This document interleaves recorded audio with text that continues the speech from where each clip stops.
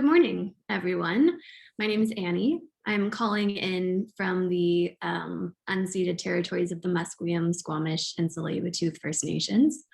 To ground myself a little bit, when I look out my window, all I see is concrete, and it's been a big adjustment living downtown after studying and wanting to be outside constantly. But I echo Spring sentiment. Spring, I just learned so much about you, even though we've known each other for a handful of years now.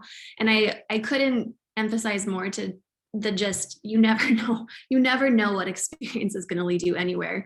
So beyond repeating what's already in my bio, I thought I'd also start with kind of the path of where I got to before, during, and after my MA degree in EDST. So I'm from the United States. I'm from Utah. And I graduated from the University of Utah with two bachelor's degrees in educational studies, in cultural anthropology and in international studies with a focus on global health. So when I graduated, I actually fell into a position teaching preschool at a private school in Utah, which I never expected to ever be interested in preschool. But as it turns out, I loved it. I loved early childhood education. I thought it was the most magical period of life that ever was in life. And started getting, as I was teaching, with young children, really interested in being outside with them, in environmental education, and how to incorporate aspects of that into practice. And I actually found this school in Indonesia that I really wanted to go and check out what they were doing. But in order to go and study at this school and learn what they were doing in their educational programming, it's a pretty high profile school. So they only were allowing interns to come. And in order to be an intern, you had to be a student. And I had already had two bachelor's degrees. So I was like, all right, this is how I'll do my master's. So I actually chose EDST because it was an interdisciplinary department. It could blend my background in anthropology and international studies to create my own research project, which I fortunately got into UBC and fortunately got an internship with this school in Indonesia. And that's how I came into EDST in general. So again, before I entered, I kind of had this idea that I'd be working in early childhood environmental education in some capacity.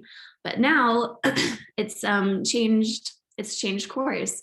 Through my degree, I was able to do a lot of different things, both inside of UBC and out in community.